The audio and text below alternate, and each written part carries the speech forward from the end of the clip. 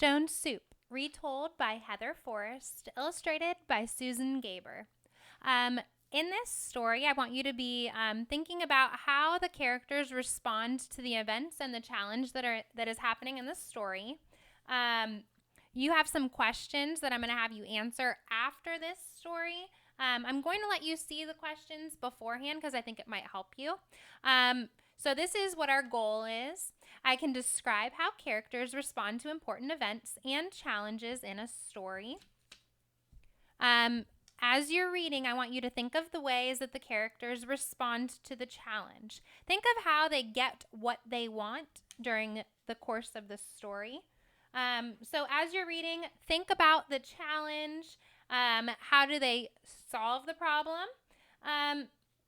And then I have a couple of other questions that I'll ask you as we're going along. So Stone Soup. I really like the text that they've chosen here.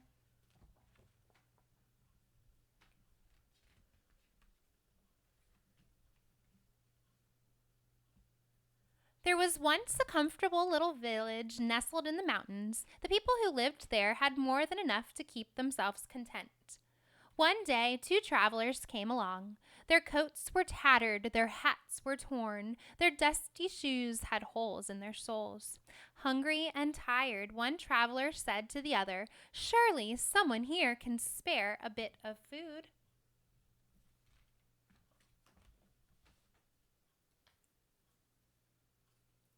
They knocked boldly on a door. It creaked open, and a woman asked, "What do you want?"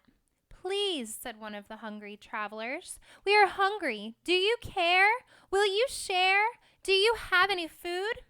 The woman squinted her eyes and tartly replied, "No." She quickly slammed the door shut.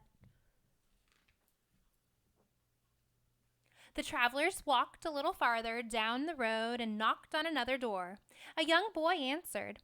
His chocolate brown eyes were sweet. "Good day," he said shyly. "What do you want?" "Please," said one of the travelers, "we are hungry. Do you care? Will you share? Do you have any food?" The boy replied, "There's no food here," and he closed the door. So far, are you able to see what challenge that the travelers are facing? What kinds of problems are they already running into as the story is progressing? The travelers wandered wearily through the village, knocking on every door. But wherever they heard, "I don't care, I won't share, there's no food," they sat to rest beside a well. One traveler sighed and clutched his empty belly. He said, "If there is really no food in this elegant little village, then the people who live here are in greater need than we are. We should make them our magical soup." So what do you think they're going to do to tackle the challenge? Let's see. We should be able to answer this question. Let's keep reading. The 2 travelers climbed up on the edge of the well and shouted, "We are master cooks! If anyone in this town has a big black pot, we will make the most delicious soup anyone ever tasted."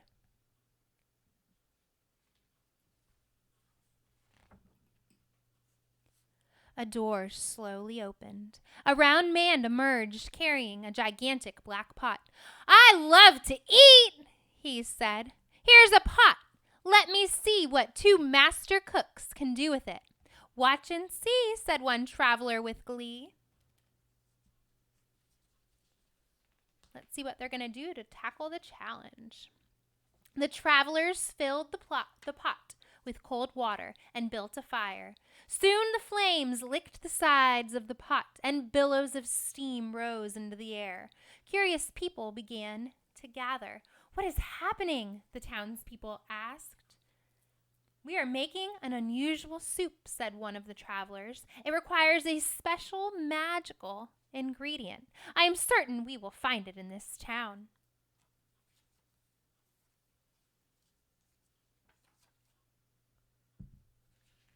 So, what brought the travelers to the pot? Why are they there?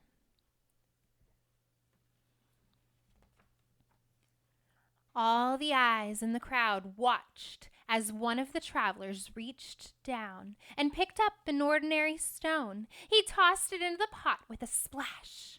"We're making stone soup," he said. "It will be nutritious, delicious, incredible, and edible. But it would taste better," he paused and sighed, "if we only had a carrot."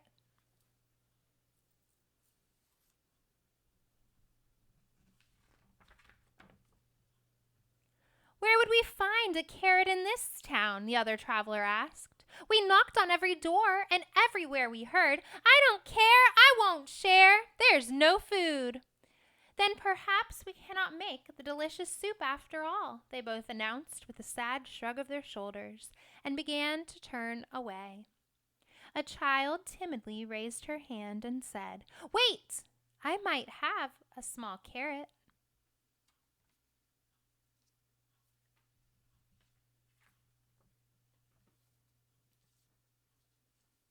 "Excellent!" shouted the travelers. "Bring what you've got. Put it in the pot. We're making stone soup."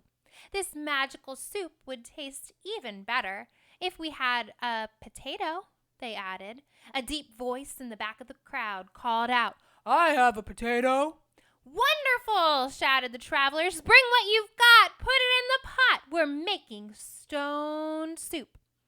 It would taste better still, they said, if we had just a few more ingredients. So what are they doing? How are they tackling the challenge? Can you remember what the challenge was? Are they tackling it? Let's see. "Perhaps," said one of the villagers, "I could bring a green bean."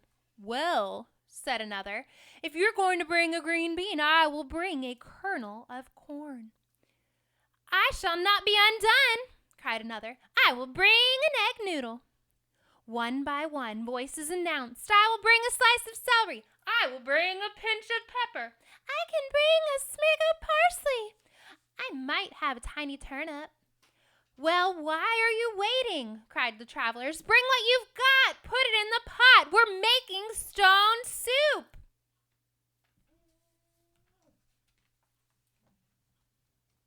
Everyone in the town ran home to bring one small thing to put in the pot. Food flew through the air and landed with splashes in the growing soup.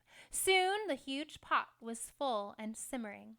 A wonderful smell drifted through the air. Wow, this is looking like lots and lots of food. The smell was so tempting, people brought out bowls, spoons, chairs, and tables.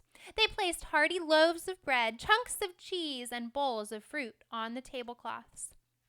Everyone came to taste the soup and marveled at the flavor. "It's amazing," said one woman. "These two travelers made such delicious soup out of a stone." "Out of a stone," said the travelers with a grin, "and a magical ingredient, sharing."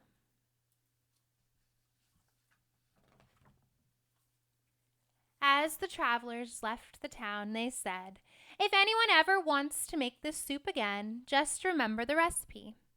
Bring what you've got, put it in the pot. Every bit counts. From the largest to the leanest, together we can celebrate a stone soup feast."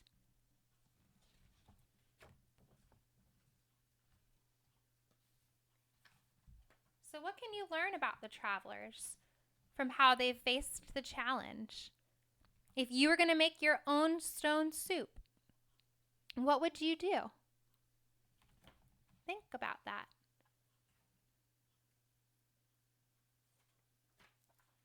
I want you to reflect and think of the ways that the characters responded to the challenge. How did they get what they wanted? Are you able to describe how they've changed the outcome of the story and how the beginning of the story brought us all the way to the end? Think about the things that you've learned. Think about how they got the pot, how they got the ingredients, and how we had a nice ending. Stone soup.